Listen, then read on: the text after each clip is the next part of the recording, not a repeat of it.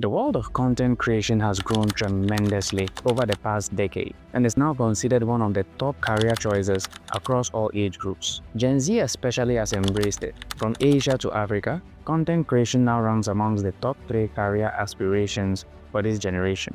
Even crazier, there's been a sharp rise in elderly content creators. People above the age of 50 are now getting on board. These are the same people who used to tell us to put down our phones and go find something to read. And if they are jumping on this hustle, it's no wonder the younger generation consider content creation as a top career choice. So if you are thinking about starting a YouTube channel, let me walk you through what it is like being a small creator and whether it is even worth it to begin with. But first, some perspective. YouTube currently has over 2.6 billion active monthly users. People come here for everything: entertainment, education, therapy, you name it. And out of those 2.6 billion active monthly users, about 114 million of us have YouTube channels. Imagine that. And just 49 are subscribed to mine. I mean, I've been doing this for over a year, and I know my content isn't very good, but I've seen a lot worse do a lot better than mine. But why are you people like that? Please like, and subscribe to my channel. Thank you. So technically, there are over 114 million YouTubers across the world. But in 2021, YouTube announced that there are about 2.1 million content creators in their YouTube Partner Program. I believe that number has grown to about 3 million by 2025. And that is both good news and bad news for small creators. The good news, that number is a tiny figure compared to the tens of millions of YouTube channels out there. So it kind of invalidates the whole YouTube is saturated argument. So there's still room for you and your unique brand of beard. So come and suffer. The bad news, it points to how ridiculously difficult it is to earn money on this platform. And take it from me, it is extremely difficult. Like, YouTube is hard. And a lot of people don't realize this until they are deep in the trenches. Filming at 1 a.m., re-recording the same line for the 6th time because your neighbor's goat won't stop screaming. Look, if you had asked me about a year ago, before I started making content on YouTube, how difficult I believe it would be for me to build a decent following on this platform, I'd have told you 2 months, 3 months, tops 7 months. I mean, it's me. Difficulty is not in my vocabulary. Yeah, turns out difficulty is in my blood. As a matter of fact, it is genetic.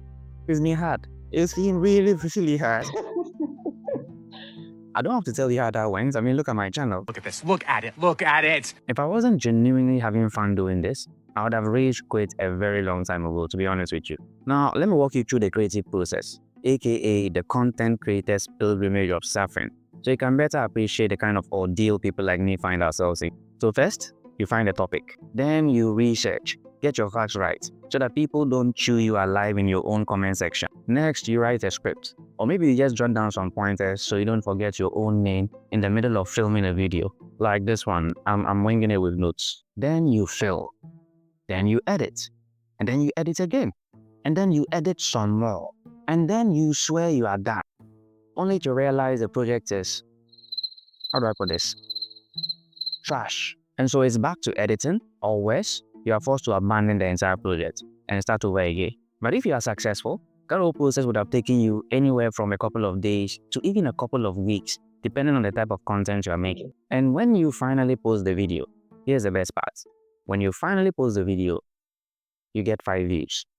5 views. 5. And they track at 5 views. So rewarding. I've seen studies suggesting that about 90% of new creators stop uploading after a year of half-consistent efforts. And to be honest with you, I completely understand. The process is draining. It will absolutely chew you out if you don't enjoy doing it. One of my biggest reasons for starting a YouTube channel, besides the money, was so I could be able to talk to strangers. Like, I really needed that. So it doesn't matter whether it is 1 person or 5 people watching me, I can keep going. Like, I don't really need a lot of motivation to be on this platform, unlike a lot of people out there. And that's how come I've been able to stick around despite the glacial growth. Now, here's a wild fact. The average YouTube user is subscribed to over 40 different channels, but most people can only keep up with 5 or 4. There's just so much content here on YouTube. You literally forget some creators exist until they pop right back up like, hey, remember me? I used to be very funny back in 2021, but for some reason you stopped watching my videos. Why is that? Which leads me to this next point. Having a high subscriber count doesn't necessarily mean you'll get a lot of views. Some creators catch a trend, they go viral, and boom, they get a ton of subscribers. But then the trend dies, and those subscribers, they are gone. And then you are chasing after them video after video. Now you are stuck with 50,000 subscribers, but you're averaging just 100 to 250 views per video. And that's when creators spiral, because getting exactly what you want before you are ready for it can completely wreck your journey. It's ironic, but going viral too early is one of the fastest ways to end your career on YouTube. Now, a little truth bomb. There are a lot of YouTube gurus out there. 9 out of 10 of them are full of crap. With all due disrespect, they are liars. And you know the ones. Change this one setting before uploading your next video. Do this one trick in order to go viral. And then you check their channels, and guess what? Their most viral videos are the ones in which they are promising to help you go viral. All their other content is mid-level. Your desperation to go viral is what is making them go viral. So what actually works? Look, I'm not some big-time creator, not yet at least, but I know this much. It is time and tide. Ceteris paribus, all things being equal. The only real difference between success and failure here on YouTube is who stays in the game longer. So keep creating, keep tweaking, keep improving, and be patient. If you look back at some of your old videos and they make you cringe, that's good.